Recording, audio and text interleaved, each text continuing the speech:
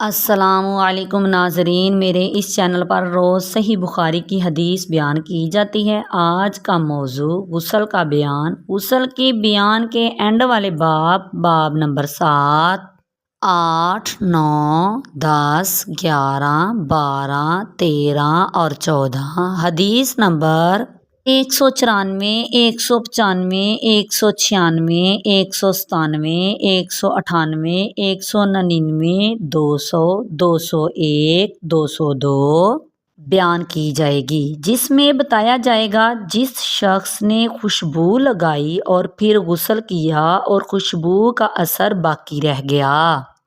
غسل میں بالوں کا خلال کرنا ضروری ہے۔ جس کو مسجد میں داخل ہونے کے بعد یاد آئے کہ جنبی ہے تو وہ فوراً مسجد سے نکل جائے اور تیمم نہ کرے۔ جس شخص نے ایک گوشہ میں بحالت تنہائی برہنہ ہو کر غسل کیا، لوگوں کے سامنے نہانے کی حالت میں پردہ کرنا، جنبی کا پسینہ پاک ہے اور مومن کس حال میں نجس نہیں ہوتا۔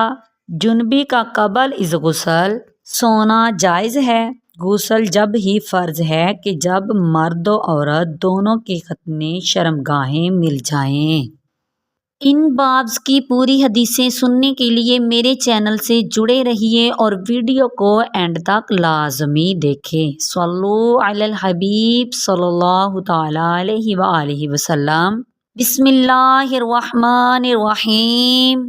باب نمبر 7، حدیث نمبر 194۔ جس شخص نے خوشبو لگائی اور پھر غسل کیا اور خوشبو کا اثر باقی رہ گیا۔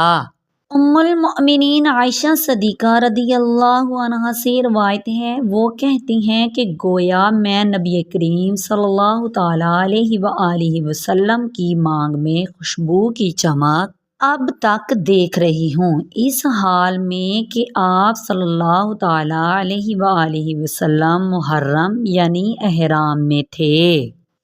باب نمبر 8، حدیث نمبر 195۔ غسل میں بالوں کا خلال کرنا ضروری ہے۔ ام المؤمنین عائشہ صدیقہ رضی اللہ عنہا کہتی ہیں کہ رسول اللہ صلی اللہ تعالی علیہ وآلہ وسلم جب غسل جنابت فرماتے تو اپنے دونوں ہاتھ دھوتے اور وضو فرماتے، جس طرح آپ صلی اللہ تعالی علیہ وآلہ وسلم کا وضو نماز کے لیے ہوتا تھا۔ پھر غسل کرتے اپنے ہاتھ سے اپنے بالوں کا خلال کرتے تھے، یہاں تک کہ جب آپ صلی اللہ تعالی علیہ وآلہ وسلم سمجھ لیتے کہ کھال تر ہو گئی ہے تو اس پر 3 بار پانی بہاتے، پھر اپنے باقی ماندہ بدن کو دھوتے۔ باب نمبر 9، حدیث نمبر 196۔ جس کو مسجد میں داخل ہونے کے بعد یاد آئے کہ جنبی ہے تو وہ فوراً مسجد سے نکل جائے اور تیمم نہ کرے۔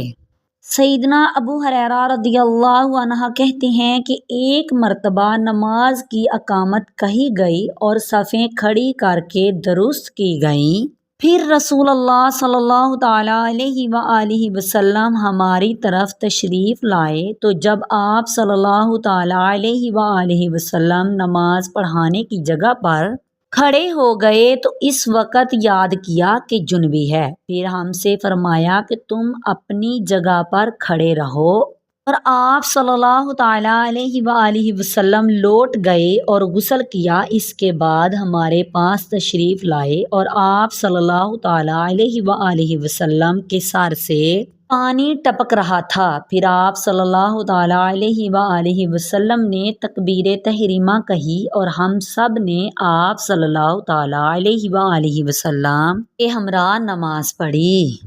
باب نمبر 10، حدیث نمبر 197۔ جس شخص نے ایک گوشہ میں بحالت تنہائی برہنہ ہو کر غسل کیا۔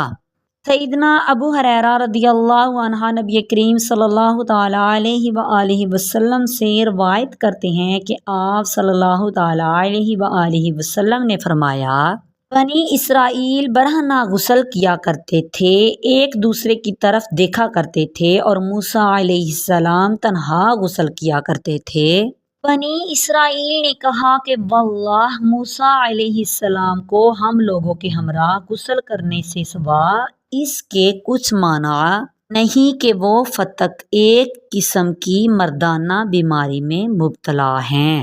اتفاق سے ایک دن موسیٰ علیہ السلام غسل کرنے لگے اور اپنا لباس پتھر پر رکھ دیا اور وہ پتھر ان کا لباس لے کر بھاگا، اور موسیٰ علیہ السلام بھی اس کے تعاقب میں یہ کہتے ہوئے دوڑے کہ اے پتھر میرے کپڑے دے دے، اے حجر میرے کپڑے دے دے، یہاں تک کہ بنی اسرائیل نے موسیٰ علیہ السلام کی طرف دیکھ لیا اور کہا کہ واللہ موسیٰ علیہ السلام کو کچھ بیماری نہیں ہے، اور پتھر ٹھہر گیا۔ موسیٰ علیہ السلام نے اپنا لباس لے لیا اور پتھر کو مارنے لگے۔ سیدنا ابو ہریرہ رضی اللہ عنہ کہتے ہیں کہ اللہ کی قسم موسیٰ علیہ السلام کی مار سے اس پتھر پر 6 یا 7 نشان اب تک باقی ہیں۔ اسی باب کی دوسری حدیث نمبر 198، سیدنا ابو ہریرہ رضی اللہ عنہ نبی کریم صلی اللہ تعالی علیہ وآلہ وسلم روایت کرتے ہیں کہ آپ صلی اللہ تعالیٰ علیہ وآلہ وسلم نے فرمایا، اس حال میں کہ ایوب علیہ السلام برہنہ نہا رہے تھے، ان پر سونے کی ٹڈیاں برسنے لگی، تو ایوب علیہ السلام ان کو اپنے کپڑے میں سمیٹنے لگے، تو انہیں ان کے پروردگار نے آواز دی کہ اے ایوب، کیا میں نے تمہیں اس سونے کی ٹڈی سے جو تم دیکھ رہے ہو بے نیاز نہیں کر دیا؟ انہوں نے کہا ہاں، قسم تیری بزرگی کی، تو نے مجھے بے نیاز کر دیا ہے، لیکن میں تیری برکت کے حصول سے بے پرواہ و بے نیاز نہیں۔ باب نمبر 11، حدیث نمبر 199، لوگوں کے سامنے نہانے کی حالت میں پردہ کرنا۔ سیدنا ام ہانی بنت ابی طالب رضی اللہ عنہ کہتی ہیں کہ میں فتح مکہ کے سال رسول اللہ صلی اللہ تعالی علیہ وآلہ وسلم کے پاس گئی تو میں نے آپ صلی اللہ تعالی علیہ وآلہ وسلم کو غسل کرتے ہوئے پایا، اور سیدہ فاطمہ رضی اللہ عنہا آپ صلی اللہ تعالی علیہ وآلہ وسلم پر پردہ کیے ہوئے تھی۔ آپ صلی اللہ تعالی علیہ وآلہ وسلم نے فرمایا، یہ کون ہے؟ میں نے عرض کی کہ میں ام ہانی ہوں۔ باب نمبر 12، حدیث نمبر 200، جنبی کا پسینہ پاک ہے اور مومن کس حال میں نجس نہیں ہوتا؟ سیدنا ابو ہریرہ رضی اللہ عنہ سے روایت ہے کہ مدینہ کی کسی گلی میں انہیں رسول اللہ صلی اللہ تعالی علیہ وآلہ وسلم مل گئے، اور سیدنا ابو ہریرہ رضی اللہ عنہ جنبی تھے۔ وہ کہتے ہیں کہ چنانچہ میں آپ صلی اللہ تعالی علیہ وآلہ وسلم سے کنی کترا گیا اور جا کر غسل کیا، پھر آیا تو آپ صلی اللہ تعالی علیہ وآلہ وسلم نے فرمایا، اے ابو ہریرہ تم کہاں چلے گئے تھے؟ سیدنا ابو ہریرہ رضی اللہ عنہ نے کہا کہ میں جنبی تھا اور ناپاکی کی حالت میں نے آپ صلی اللہ تعالی علیہ وآلہ وسلم کے پاس بیٹھنا برا جانا۔ آپ صلی اللہ تعالی علیہ وآلہ وسلم نے فرمایا، سبحان اللہ، مومن کسی حال میں نجس نہیں ہوتا۔ باب نمبر 13، حدیث نمبر 201، جنبی کا قبل از غسل سونا جائز ہے؟